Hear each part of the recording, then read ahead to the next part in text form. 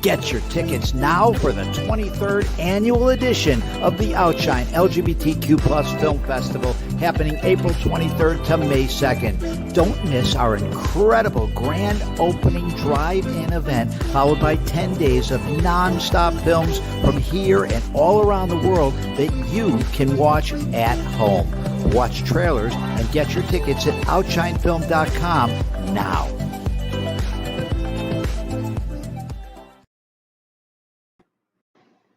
All right, everyone. Thank you and welcome. My name is Chris Vastine. I'm the treasurer of the OUTshine LGBTQ Plus Film Festival, and I wish to welcome you here. And welcome to our 23rd Miami edition of the film festival. We're so glad to have you and that you've joined us virtually through these last couple of festivals we've had. As always, a special thanks to our presenting sponsor, Gilead, and Miami-Dade County. We so appreciate your support and definitely could not do this without that. And as always, a special thanks to our producer circle members and all of your enthusiasm and passion for film and everything you do for us. And for those in the audience who have seen our films, attended our events, but never joined, please consider joining. This is a great organization, lots of wonderful events, and we would love to have your further participation. So please join. And lastly, make sure you do check out OUTshineFilm.com for a complete listing of all our films and to learn about the festival as well as additional programming.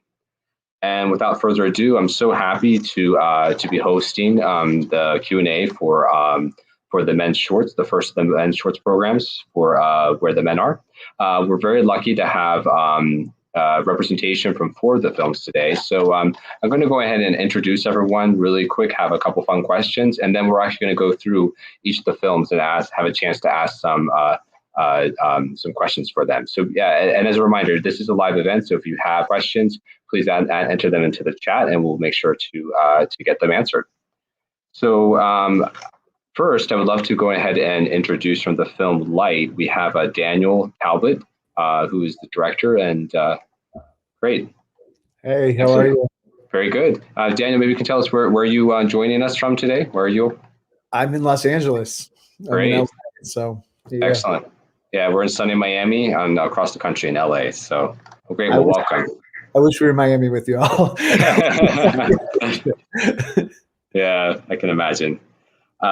Second, we have from the film Eden, we have both director Tavo Ruiz, as well as hi Tavo, and we have actor Jon Rosenkranz as well.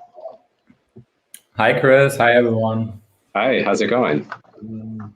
So fun question, I guess we can ask. Where are you guys calling in from today? We are calling from Berlin. I am a Mexican filmmaker, but I'm living in Berlin, and John lives there too. Yeah. Yeah, it's pretty late here, but yeah. Okay, good. And Jan, I gotta admit, your hair looks a little different than it did from the film. When's the last time you got a haircut?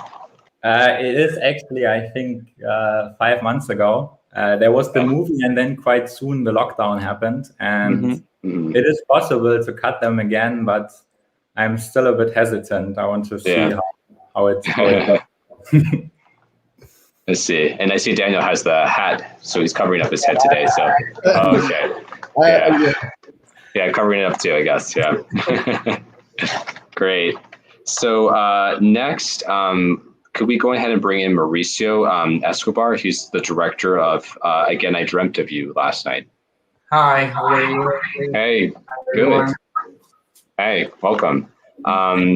How's everything going with you today, Mauricio? Great. It's been a nice Sunday in Buenos Aires. We're in the fall, the beginning of the fall, so it's kind of chilly, which I love.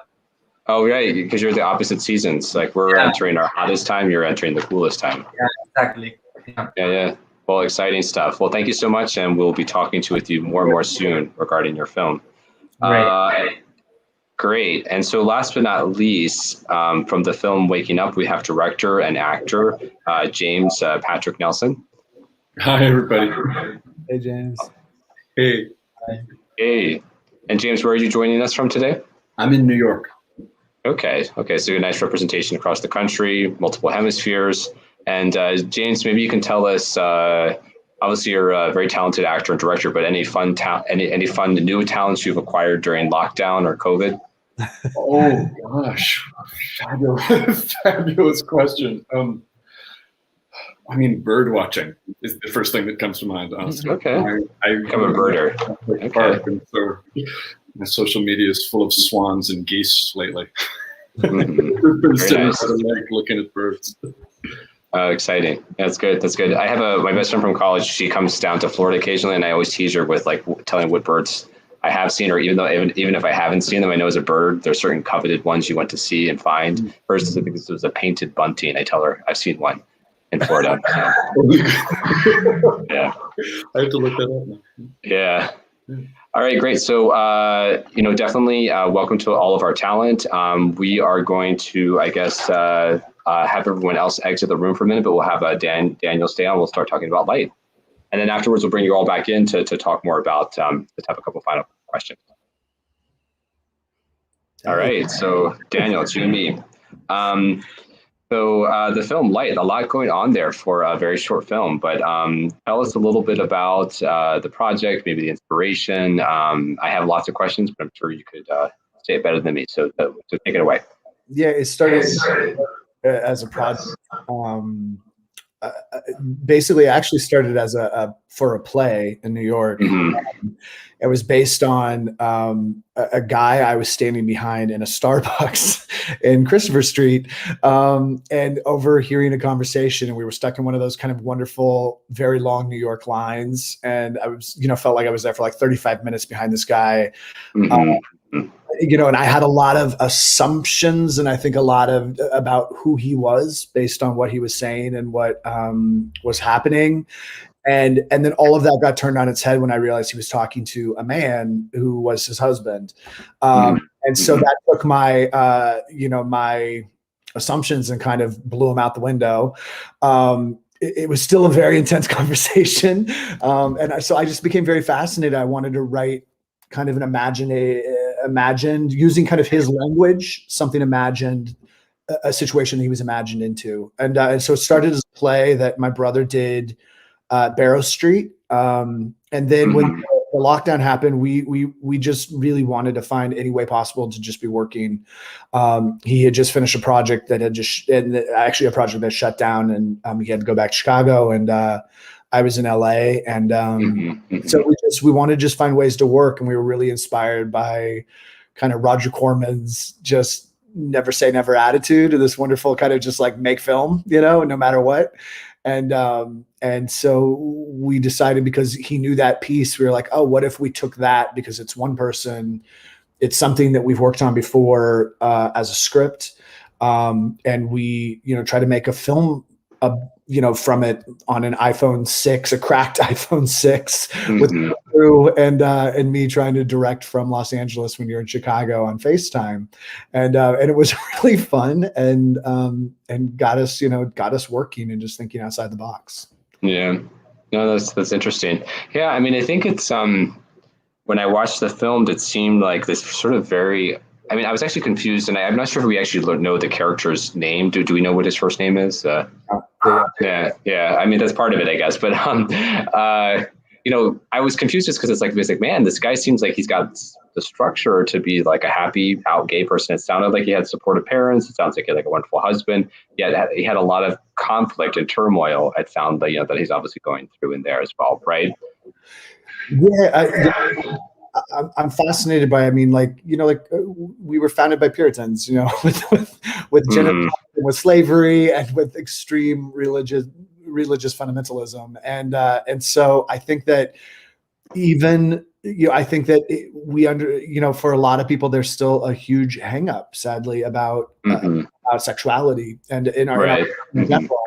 And so I really wanted to explore that, because based on that conversation with, based on hearing what that guy was saying in New York, because, I'm in New York, I was, walking to the theater I'm working for, we were doing a gay play, and, 60% of my friends are LGBTQ, so it's like, I'm sitting there going like, and then suddenly you hear a conversation like that and you're like, oh, for some people it's still so resonant for them. You know what I mean? Yeah, no, for sure.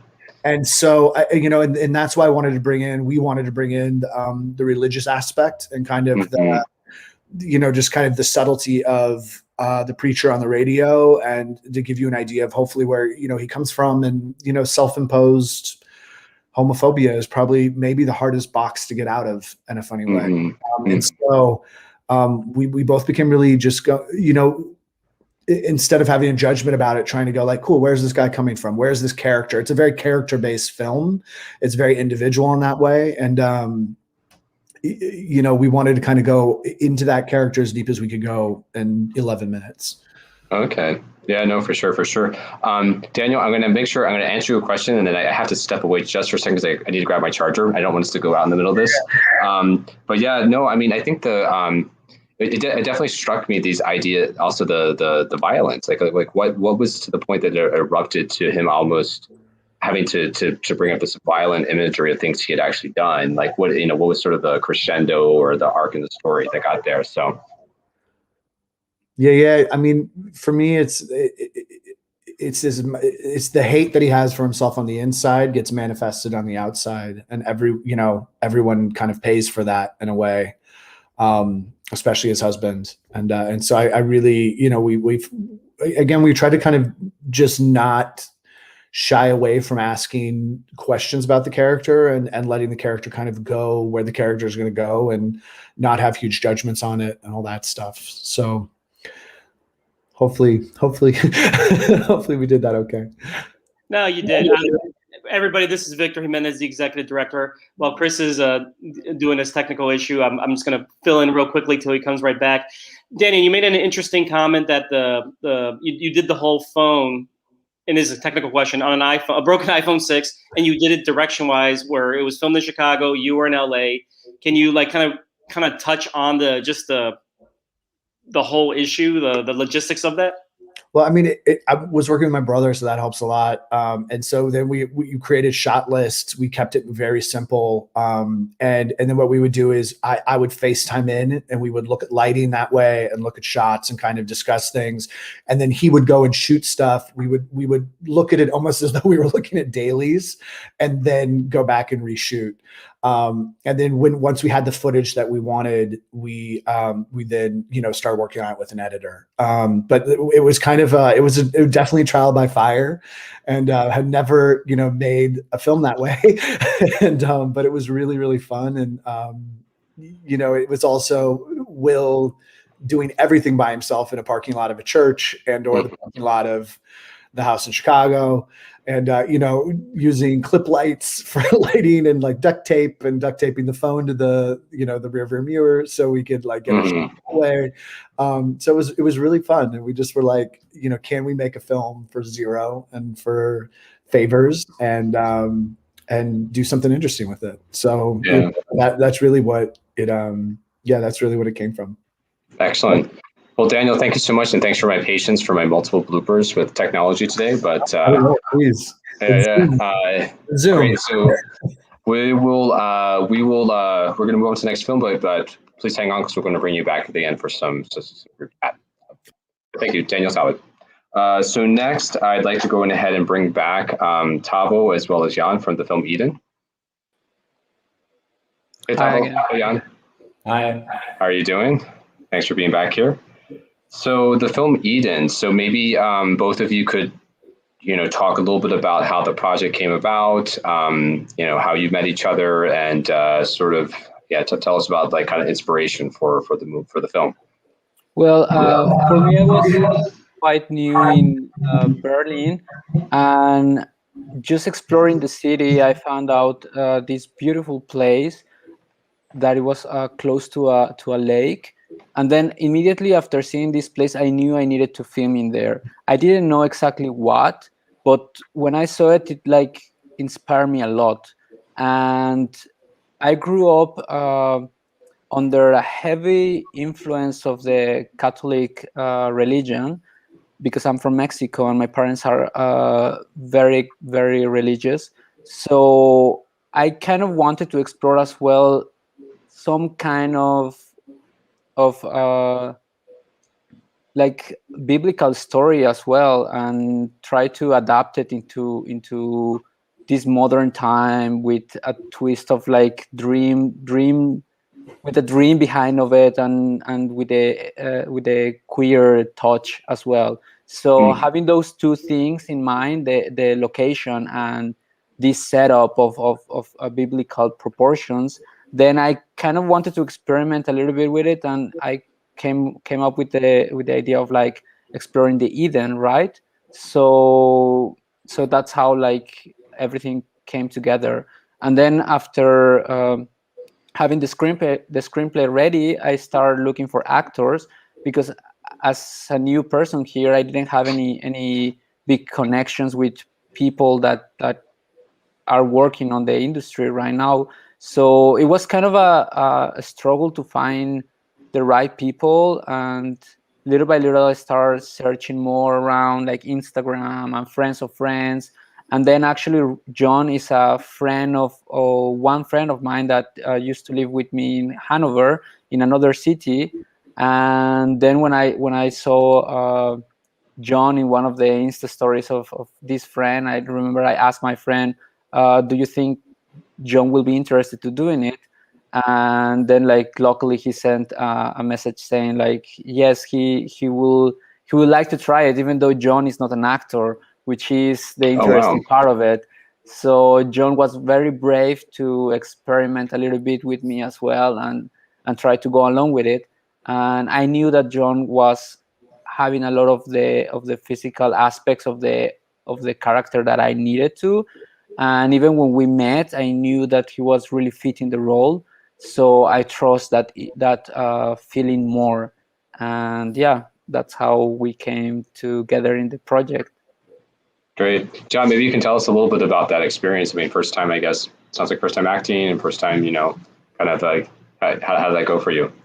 I mean, I was really surprised when I got contacted to play in a movie, because my experience with acting is very limited. I was actually surprised by all the technical equipment and all the camera stuff you needed actually to produce the movie. I had no contact. I'm actually a business student, so not too much creativity to that. But in the end, it unfolded like to a great experience. Like I was at the beginning from, let's do this, to let's do this. And it was really encouraging also how Tavo and the other stuff was supporting with the acting. And I kind of feel like that the support of the director was really a thing that pushed me here to delivering the results here. Yeah, great. Tavo, I think you talked a little bit about, the actual kind of what happens to the film. So it's a little bit, for me, it was a little bit metaphors. A lot of it's kind of like dreams. You're not quite sure how much of it's reality and kind of what is sort of, I guess, being imagined more. And then Lucas's character is sort of, so like kind of talk us through a little bit, like, is it all kind of supposed to be kind of a metaphor, or is there a certain point where he's sort of he's actually in reality and then transitions more to this like sort of imaginative place? I really wanted to play a lot with that metaphor, with this dreamlike place inside the character's head, right? And I even decided together with my cinematographer on purpose to change the aspect ratio of the movie in the middle of it as soon as the characters go inside this dreamlike place, which is the Eden, right? And we decided to do that on purpose, to mark a change in the storyline and a change for the audience who might recognize or not, but to make it even more visual there, that it is something different, that it is kind of like not reality per se. That's why it looks different. That's why it's like in a smaller frame. And we wanted to experiment with that as well. And I guess that was the fun part of it in general for me, kind of doing these metaphors and playing a little bit with all of these feelings of dreams, and then we go into the slow motions inside the character's feelings as well, right? When he's running away from the forest, and then suddenly he comes into a place kind of like an Alice in a Wonderland moment, which is like completely like a weird place with a lot of trees around, and then suddenly there is this random guy there waiting for him, which is a metaphor as well of a cruising place, which are really popular and famous in Berlin. And I wanted to play with that aspect as well, like this kind of cruising place and like a snake-like character as well, and which plays into the Eden part of the story also, which is the devil, right? So I really had a lot of fun with that, and yes, everything is full of these dream scenarios. Interesting. Yeah, I think at the very end as well, also, I shouldn't be spoiling, but there's a point where one of the characters, I think it's John's character, is asking, well, can we come back to this place? Because I think he likes the place, and finds that he can't, right? So what's that supposed to mean, or what is that supposed to be about?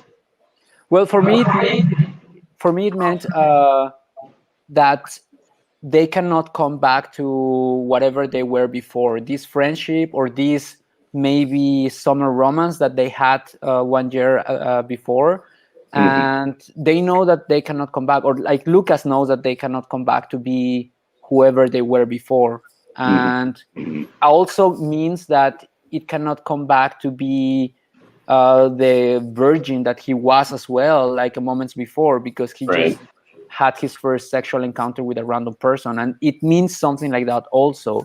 And coming back to like this little dream moment as well, I on purpose put this part of the letter that he sent to Jon, saying that he dreamt about him last night and it was like an Eden. I put that on purpose at the end as well to kind of make it even more clear that it is this metaphor of a dream for him.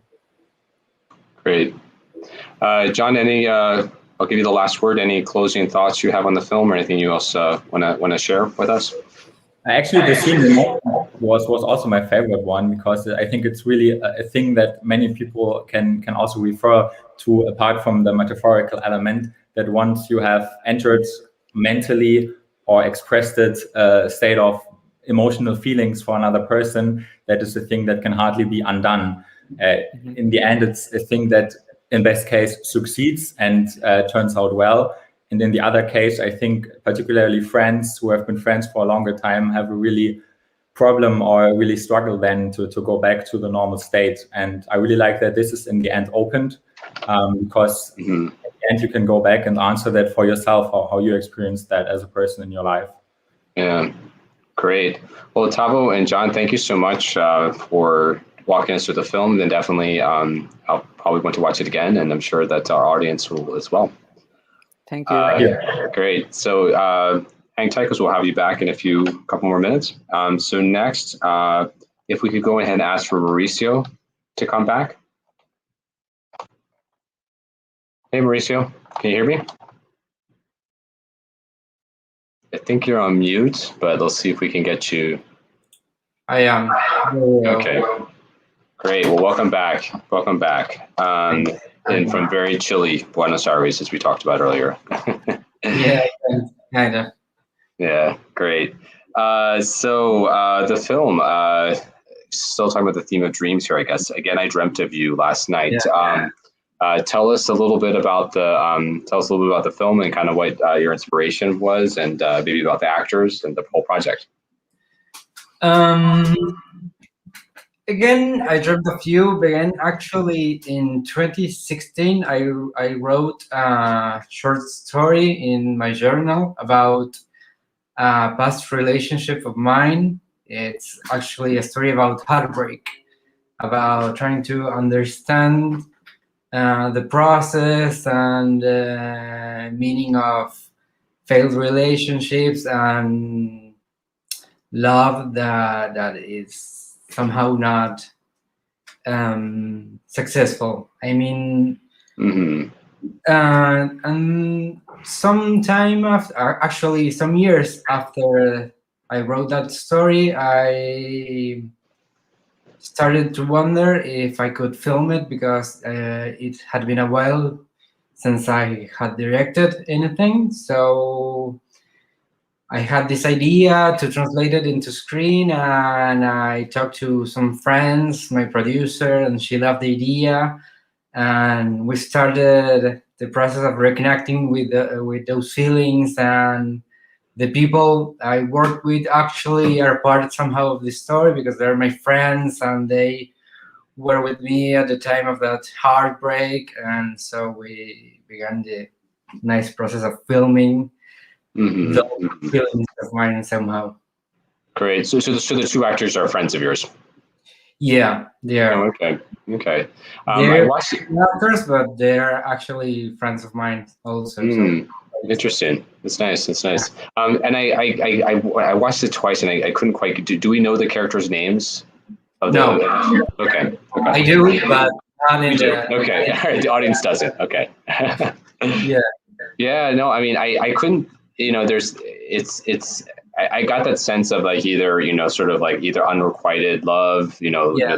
and also that but also this fear. Like I think the one that the one character has feelings for the others, and they don't. He couldn't quite tell him, or that they just and then also the classic scene of when you tell someone really serious, and either the way to sort of almost disregard if you don't want to have to deal like telling them or hurting them more by telling them maybe I don't feel that same way, just kind of like blowing it off and calling him like a dude, and like okay, and I think they didn't like hug each other at the end, they just like shook each other's hands. It has a lot to do with fear, I think. That fear of expressing actual feelings, being honest with yourself and with others. It somehow translated my experience into the two characters. At the beginning, I was the one who has the broken heart, but as we started working on the script and with the actors, it ended up being all about they are both one side of me. So it was really nice to understand that, for one instance, it wasn't a film about an ex-boyfriend of mine. It was kind of framed that way, and it was more about understanding myself and the places I was coming from, and it has a lot to do with that fear of expressing actual feelings, of listening someone saying those words you don't want to hear, of ending a bond or something like that. So yeah. I've seen a question come here. I think you're actually naturally talking to it, Mauricio, but was the experience of actually filming this and sort of going through it, was it healing? Was it cathartic for you? And were you able to find some, like, I guess, personal resolution through the process of kind of doing this work? I think in the beginning, I thought it would, but as I was making it, I understood that process was already done. And it was really freeing for me, knowing that it was about what I wanted to film and not about myself. Yes, I found many answers. I understood myself in some ways, but it wasn't like I'm doing this to feel better about something. I'm doing this because I love filmmaking, and I haven't done it in a while, and it's a great chance to work with people I admire and I love. So in that way, it was more about working, Yes, the subject of the film is really close to me, but I just see it as something distant and not something like I wanted to understand or resolve. Yeah, and where was it filmed exactly? It was filmed here in Buenos Aires. It's crazy because actually the apartment where it's filmed, most of it, it's the place I moved after I broke up with my boyfriend. I don't live there anymore, but it was it was crazy because, I know I'm saying it wasn't cathartic or something like that, but somehow it's like the past was pulling its strings, So we filmed there. The streets were those characters walk were the ones I walked when I was heartbroken, and so yeah, and it was but. Unlike the reality that I suffered that heartbreak during the winter, it almost in the summer. Yeah. There are differences, but there are really close things to home. Yeah, got it. And any any kind of final thoughts? You said that so you kind of had gone through this journey even before the film process started, but so it's obviously still very present in the sort of architecture of the film. But is there any kind of key takeaways, anything that you'd want for the audience to really take away from watching your film? I think what I want mostly from that film is to people who watch it to wonder, wonder what those people are feeling, what are those words who are unsaid, to really think about what it means to get your heart broken, not in a sense of pain or something like that, but to wonder how we can understand that weird feeling, because in my experience, I really don't understand it right now. I don't think I ever will. It's something I really treasure, those feelings. So I think that's something I want from this short film, to people see it and see a moment in time where some characters are feeling somehow that you can relate or you cannot, but somehow you try to wonder what's really going on and with those people you're seeing, and that's all. Excellent. Well, thank you so much for sharing your film, the generosity of this interview, and sure everything that you've conveyed in the film. It's a really very, very, very nice film. So thank you so much. Great. Thank you. So we'll be talking with you again in a moment, but for now, if we could go ahead and bring in James Patrick Nelson back to the room. Hey, how's it going, James? And James is the director and actor in the film Waking Up. So a lot going on in this film, and things that were funny, things that were sad, and a lot of emotions. So tell us, just kind of tell us a little bit about, what was your inspiration, and what were you trying to convey in this and explore in this film? Oh goodness, I'd been eager to do some form of solo work in one medium or another for a while, and was trying to figure out the best way to go about it. And I'd been inspired by a couple of plays in New York that had really innovative reasons to justify why the person that the main actor was speaking to couldn't respond. And I was trying to find the answer to that for myself for whatever project I was going to make. And I came upon this idea that when you visit somebody in the hospital, they can't speak back, but they might still be able to hear you, because I was really good friends for the final couple of years of his life with this actor, Brian Murray, who was an 80-year-old Broadway veteran legend, amazing guy, who I was often visiting in the hospital in 2018 when he died, which was, and some of our common friends had said to me when I would go, remember, he can still hear everything that we're saying. Right. And he was, I spent the last year of his life co-authoring his memoir for him and listening to a lot of his stories, which I went into thinking that it would be a great inspiration on a craft level as an esteemed actor that he was, and it was that. But one of the biggest things that I took from it was a greater awareness than I had had previously of the amazing dichotomy between his experience as a queer person in his generation and my experience as a queer person in my generation, and what remarkable kind of sweeping arc of progress we've gone through over the last several decades, which makes us all the more mindful of how much further we'd like to go. And so I was keen to tell a story that was about somebody reckoning with that dissonance, the difference, the supposed difference between an older person's queer experience and somebody from our generation. And the blessings that one has in this generation, the freedom that he could never have imagined, maybe, and then the shame and the struggle that can arise from one's awareness of that privilege, but then the struggles that you continue to have. Right. Yeah.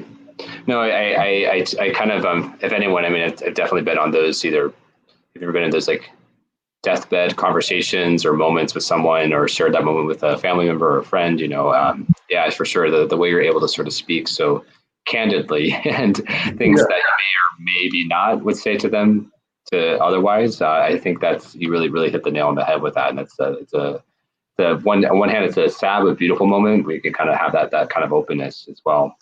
Thank you. Yeah. Yeah. I mean, I'd say the idea of the intergenerational kind of experiences, like a sense that your character is kind of yearning to, oh, well, could I have connected with you on this? Could you talk a little bit more about that? Yeah. I mean, what, I won't spoil too much, but what the character eventually comes to the realization that he's predicated so much of what he's come into the room with on an idea of how it compares to the older man's experience. But no matter what he says, no matter what he comes to, he has no idea what the older man's experience is because he's asleep, So there's still going to be a lot more work that the two of them will have to do after the film is over, after he wakes up. But I mean, I was so spending time with Brian, the inspiration that I referred to before, it was very powerful and resonant for me to realize, oh, like not too long ago, it was a crime to be gay. Not too long ago, you were going to prison for being gay. Not too long ago, people thought you were mentally ill for being gay. I watched a couple of the amazing documentaries that you have in the festival about the AIDS era, and that's quite recent past, So I feel very compelled as a human in my life and an artist in my work to be mindful of the blessings and the privileges that I have being a young queer person today in 2021. And, because we still in broad popular media have so few appearances of multidimensional queer characters still, like there's still so much work to be done in that respect. And folks of my generation, I think I could say broadly, struggled with the fact that we grew up with only 1 or 2 or 3 avatars that we could look to in film and TV to theoretically reflect ourselves back at us. And a lot of us found those avatars insufficient. They didn't look like us. There's still so much work that a lot of us, I think, are often doing to figure out, for me personally, what does it mean to be gay, queer, bisexual, trans, whatever, and with whom and in what spaces, and it still feels very much like we the last decade or so, the really urgent rhetoric of it gets better has often kind of unintentionally, I think, suggested that once you get past coming out, or once you move to a liberal city, once you get over the challenges that are specific to being gay, then it's going to be fine. Right. But we're human beings. So even if we are like fortunate enough to get through many of those queer specific challenges, we're still going to face all of the other challenges that anybody who's a human in the world is going to face. Right. And so I'm really keen to keep making more art where the characters are queer folks who are going through those kind of conflicts, where they're queer the conflict, but it's something else. Oh, well said. Well said. You talk about the actual filming of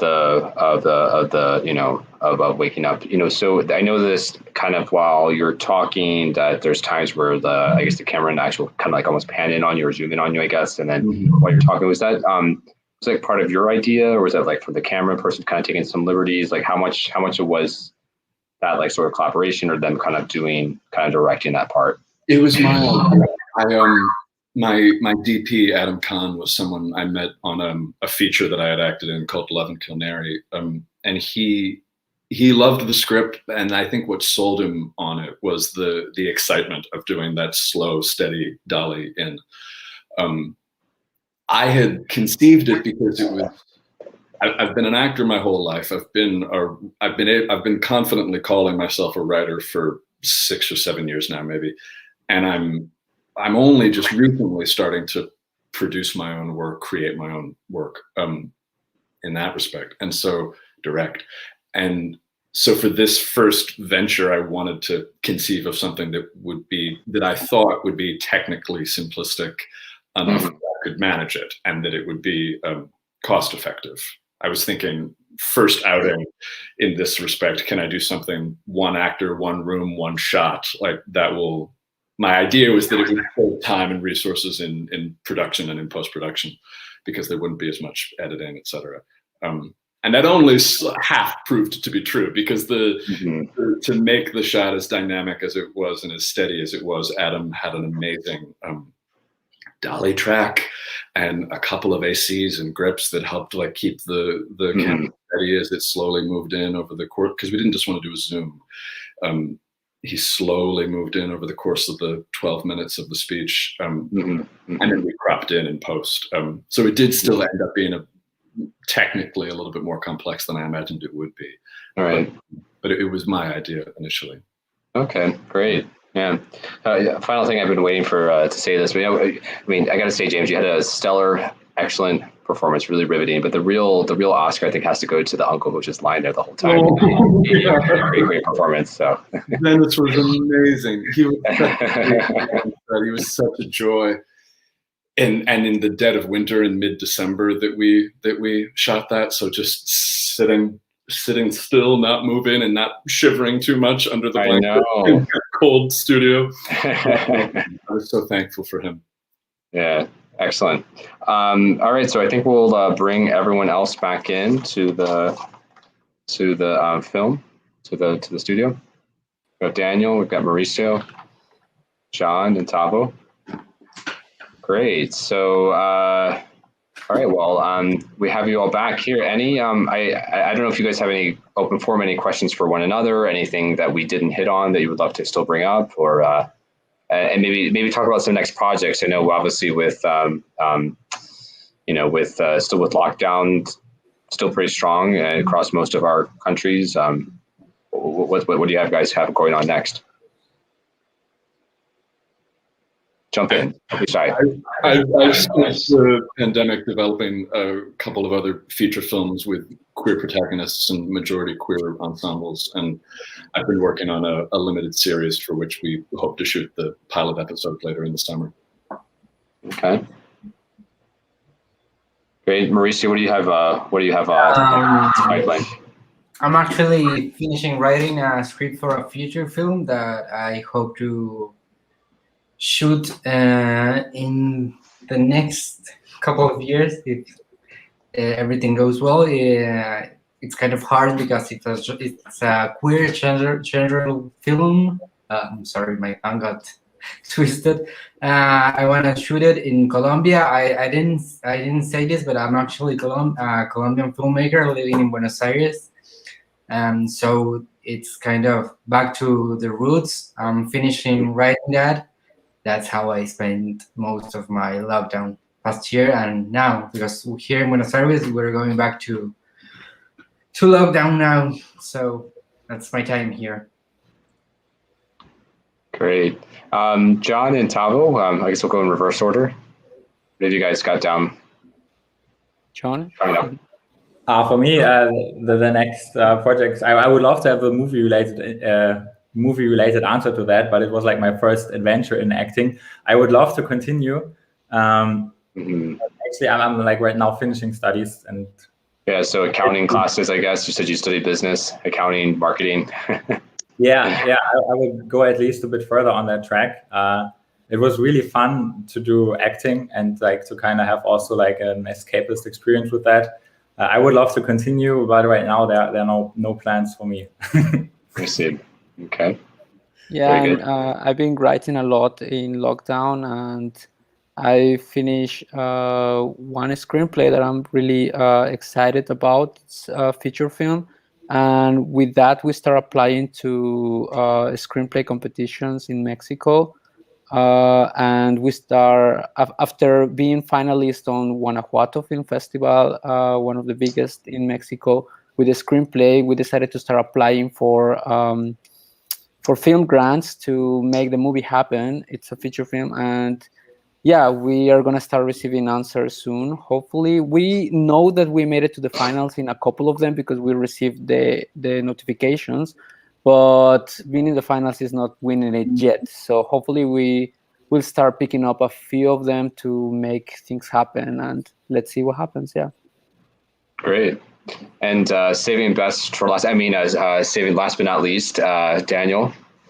My sister and I are co-directing our first feature in Seattle, so we leave in 2 weeks, and we just got back from scouting up there and trying to get everything in order here in Los Angeles before heading up there. And we'll be up there May and June and finish principal photography at the end of June. So I feel very lucky to be working with my family, and that it's financed, and that it's, feel really, really lucky. So I'm really excited to go up there and start working. Right. Great. Well, thank you to our wonderful talent, our directors and actors from the films, and to our wonderful audience. And a special shout out to Vic, who did a little pop in for me when I had some technical things here, as well as our wonderful executive director of our film festival. And I think we're going to go ahead and show a couple, or we're showing a trailer for one of the films. And for our audience, please enjoy the film, and please make sure you support our festival. Thanks so much, everyone. Thank you so much. Thank you. Have a nice day over there. Bye. All right. Goodbye. Take care. Bye. Bye. You remember I showed you that voice memo button? You can just push it and...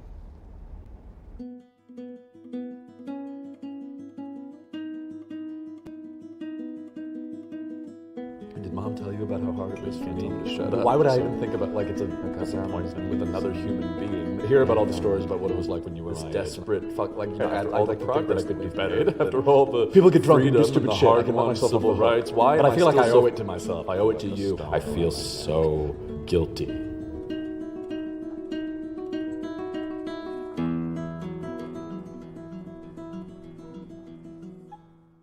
You know, Mom said that even if you're asleep, you can still hear everything that we say.